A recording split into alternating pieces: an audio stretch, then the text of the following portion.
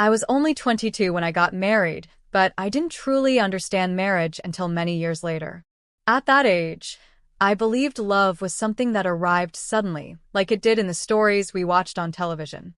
I thought happiness came from chemistry, from romance, from doing things the right way. What I didn't know then, what life would slowly teach me, is that love doesn't begin with excitement. It begins with how safe someone makes you feel.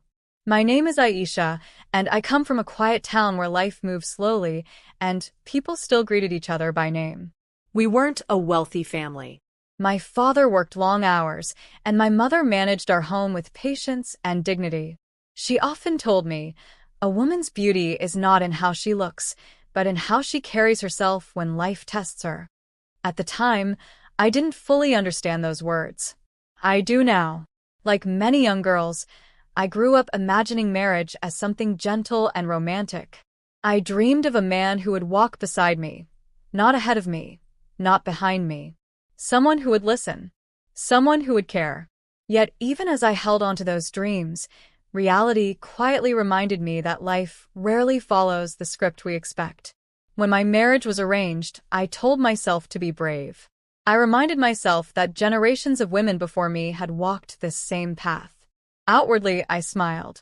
Inwardly, I was afraid, not of responsibility, not of leaving my parents' home, but of the unknown. Of becoming a wife to someone I barely knew. Of the silence that might exist between two strangers sharing a room for the first time. The wedding day arrived quickly, as life-changing days often do. Our home filled with laughter, music, and relatives. I was dressed in red, heavy with embroidery and jewelry. To everyone watching, I looked like a perfect bride. But inside, I was still a shy young woman holding questions she didn't know how to ask. As I prepared to leave, my father kissed my forehead and whispered words I still carry with me today. "Be patient, my daughter. Kindness is what builds a home." At the time, I thought patience was about endurance. I would later learn it was about trust.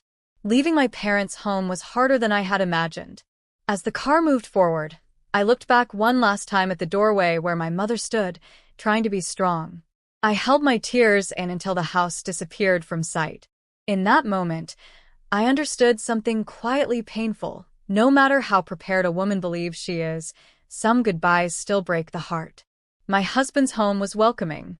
The lights were warm, the rooms decorated with care, and his family treated me with kindness. Everyone smiled, spoke gently, and made sure I was comfortable. Yet comfort on the outside does not always calm the storm inside. As the evening faded and the house grew quieter, my heart grew heavier. I had heard many stories growing up, some spoken in hushed voices, others shared as warnings. Some women spoke of pain, others spoke of silence. A few laughed it off, but their laughter never reached their eyes.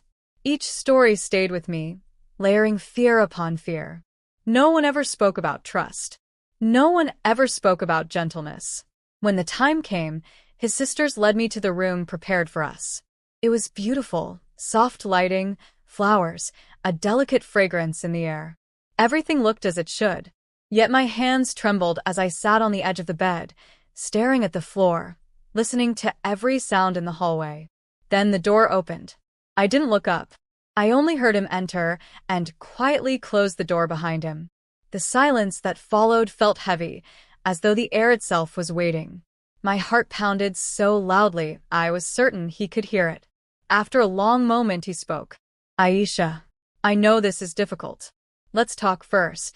His voice was calm, gentle, not rushed. Slowly I lifted my eyes. He looked just as nervous as I felt.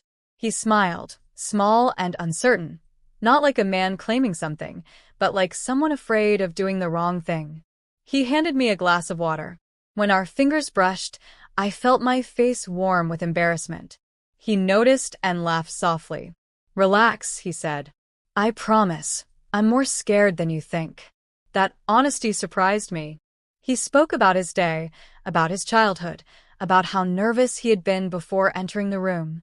With every word, something inside me loosened. Fear began to soften into something else, something quieter, steadier.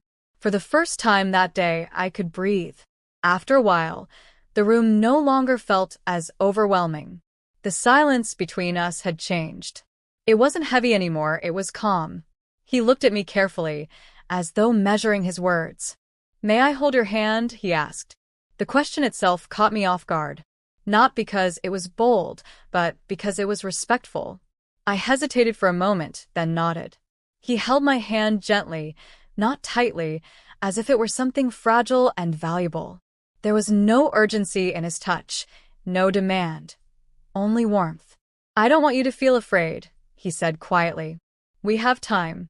I want this to begin with trust." At that moment, tears filled my eyes. Not from fear, but from relief. I hadn't realized how much I needed to hear those words until he spoke them. He noticed the tears and gently wiped them away, saying nothing, asking nothing. That small act spoke louder than any promise. That night, nothing was rushed. We talked.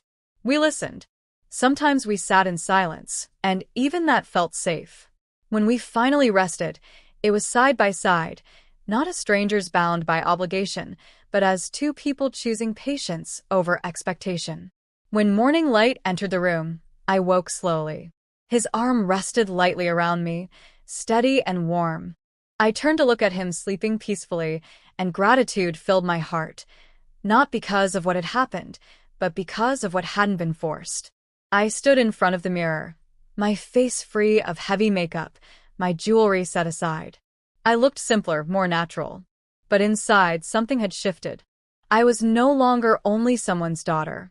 I was becoming someone's partner. From behind me, I heard his sleepy voice, playful and warm. "Where are you going so early, Mrs. Aisha?" I smiled and returned to the bed. He reached for my hand again, just as gently as before. "Thank you for trusting me," he whispered.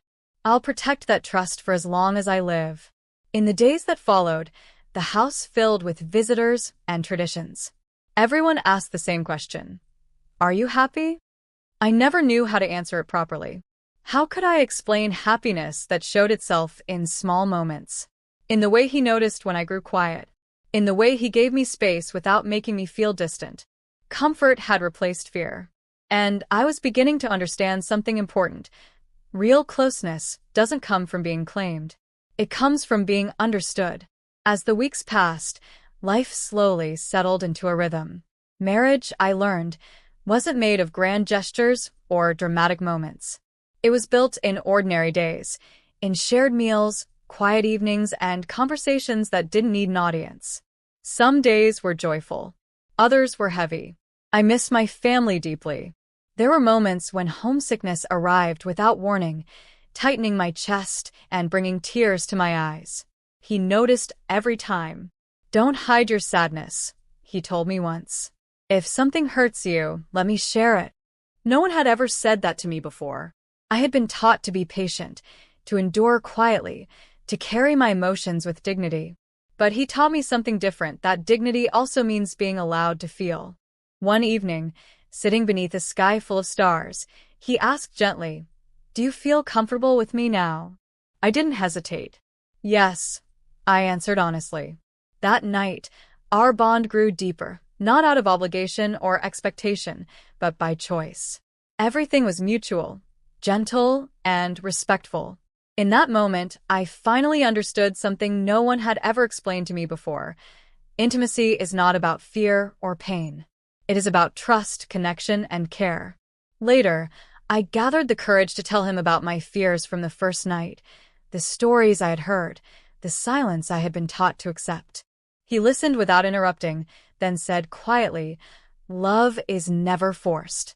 A man who ignores his wife's feelings doesn't deserve her." That was the moment I truly fell in love. Not because of tradition, not because of duty, but because of his character. With time, we became friends. We shared laughter, memories, and even disagreements, but never without respect. Slowly, our house became a home, filled not with fear, but with comfort. Now, when I look back, I realize something important, something I wish every young couple understood earlier. Love doesn't begin with desire. It begins with respect. And when respect is present, love grows naturally, patiently, beautifully. To every woman listening to my story, your marriage should never begin with fear. And to every man, be someone she feels safe with, not someone she fears. Because real love is not taken. It is given freely, gently, and with care. Thank you for listening.